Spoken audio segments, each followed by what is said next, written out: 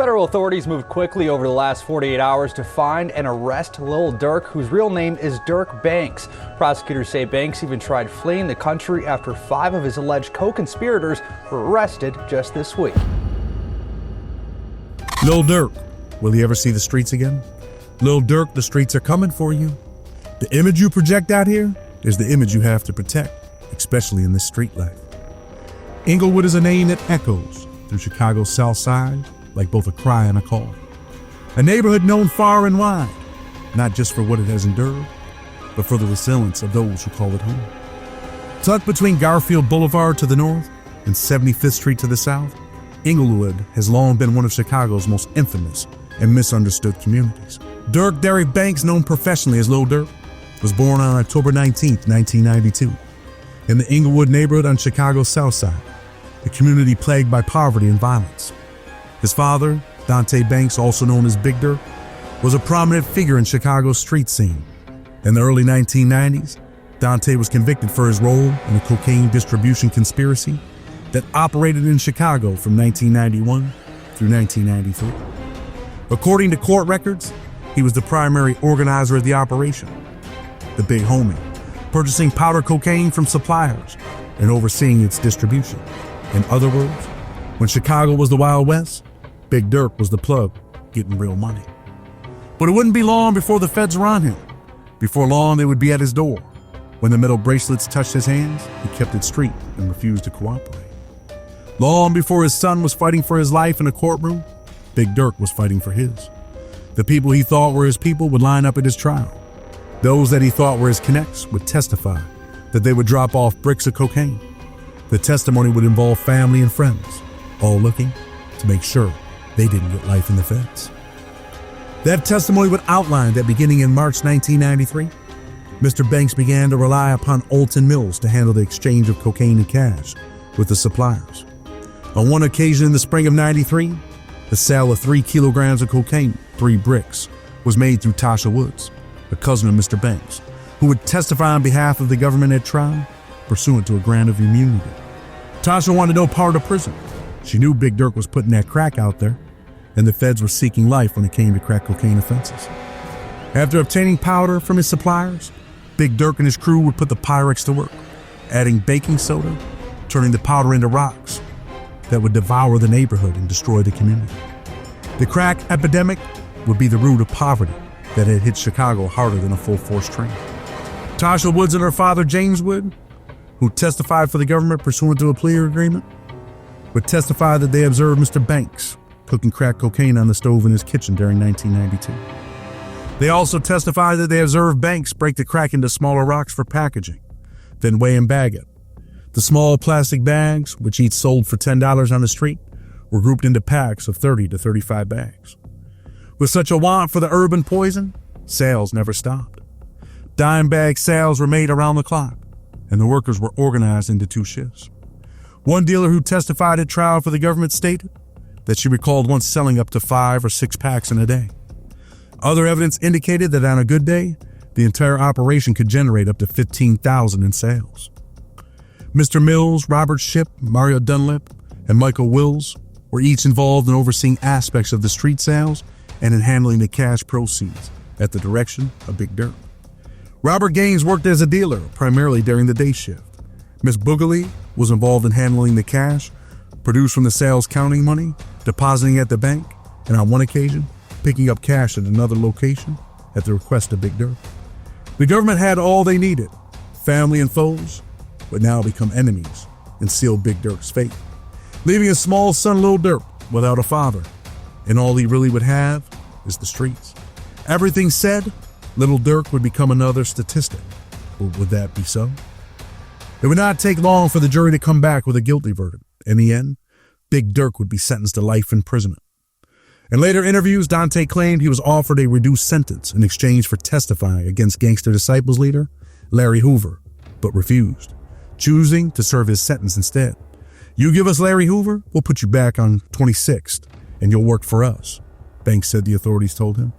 "I went in my pocket, pulled out the card to my lawyer, slid it on the table and said, 'Call my lawyer.' And from then on, here I am, 26 years later, a free man. Without telling, without compromising, without being something I'm not. Rats, stool pigeons, people who tell things to get out. We don't live this type of life. I'm a Muslim first and foremost, no doubt about it. But even in Islam, we don't believe in telling. We don't believe in rats. We don't believe in stool pigeons. A'udhu billahi minash shaitanir rajim. He served 26 years before being released in 2019. But how did Big Durk get out of prison? He would file a motion that many would call a crack motion under Amendment 872. In that motion, he would argue that he was a changed man and that the crack guidelines were disproportionate to African Americans. In the end, the judge would agree and reduce his sentence, and he would walk out of prison in California. Chicago had claimed the best years of his life. Will that Chicago street life now claim his sons? Once a thriving middle-class enclave in the early 20th century, Englewood busted with commerce, proud homes, and tree-lined streets. In the 1960s, it was anchored by one of the city's busiest shopping districts. But as jobs left, housing projects expanded, and systemic disinvestment took hold. The community began to unravel under the weight of poverty, neglect, and institutional racism.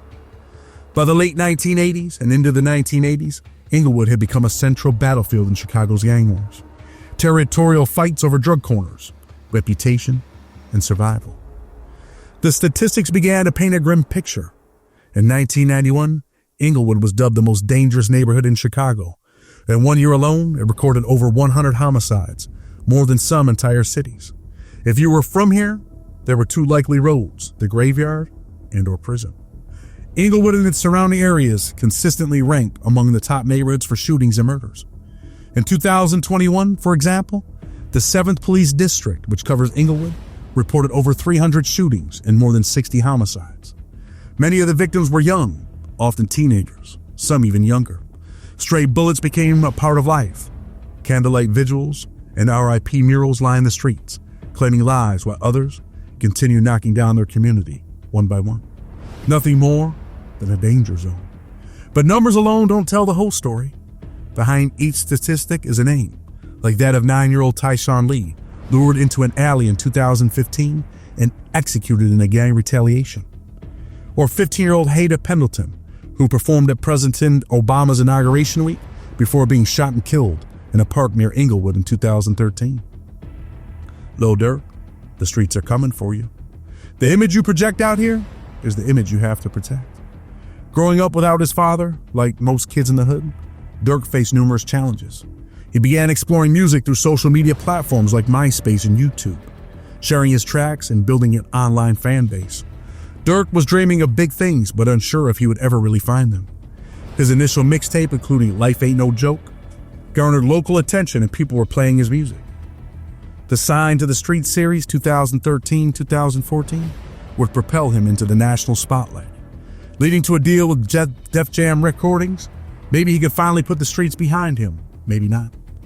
Despite his rising fame, Durk's journey was fraught with personal and legal challenges. He dropped out of Paul Robeson High School at 17 and would join the Black Disciples, the Chicago street gang. Legal issues, including weapons charges and the tragic deaths of close associates like his brother, D-Fang, in 2021, and fellow rapper and right-hand man, King Von, deeply affected him. The streets protect no one and claim many. November 6, 2020 would forever be etched into Lil Durk's mind. King Von would be shot multiple times. In the early hours of November 6, an altercation occurred between King Von's group and that of fellow rapper Quando Rondo. When shots started to fly, anyone could become a victim. 2 people were killed, 6 others would be hit up in the incident. Timothy Leaks, also known as Lil Tim and affiliated with Quando Rondo, was arrested and charged with King Von's murder. In August 2023, charges against Leaks were dropped under Georgia's Stand Your Ground law. This would be the beginning to the end for Lil Durk. The resilience that he showed through his music and the fact that he was in a position to get out of the life meant little. Remember My Name in 2015 and its follow-up, Lil Durk 2X, laid the groundwork for his style. After parting ways with Def Jam in 2018, he signed with Alamo Records, releasing Just 'Cause Y'all Waited. His 2020 single, Viral Moment, marked his first entry on the Billboard Hot 100 as a lead artist. Collaborations like Laugh Now, Cry Later with Drake and Back in Blood with Pooh Shiesty further elevated his profile. His albums, The Voice 2020, The Voice of Heroes with Lil Baby in 2021, and 7220-2022 achieved significant commercial success, and with them, all plenty of bread. Worth $8 million and the streets were still calling. Get back was what the streets said he had to get. He had to slide for Vine. In October 2024, Durk was arrested in Florida and charged in a federal indictment, alleging he conspired with others to murder a rival rapper, resulting in the shooting death of the rival's relative at a gas station near the Beverly Center in Los Angeles in August 2022. The indictment alleges that Durk and 5 associates from his Only the Family collectively planned to kill rapper Quando Rondo in retaliation for King Von's murder, leading to the death of Rondo's cousin, Savea Lil Pab Robinson. The federal investigation led by the FBI and the Los Angeles Police Department uncovered that Durk allegedly financed and coordinated the plot, including flying suspects from Chicago to LA to ambush Rondo.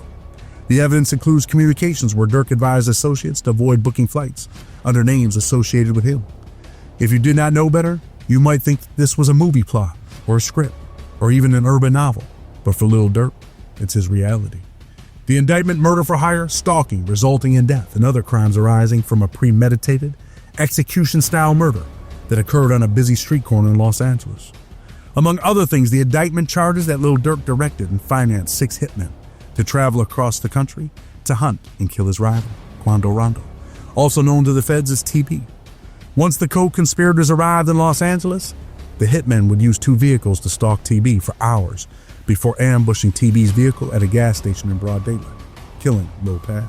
Lil Durk would have social media talking when his high-powered lawyers filed motions arguing that the first federal indictment should be dismissed, taking issue with an introductory allegation that alleged Lil Durk commercialized SR's murder through certain violent rap lyrics about greenlighting a murder. The government would clap back with their high-powered prosecutors.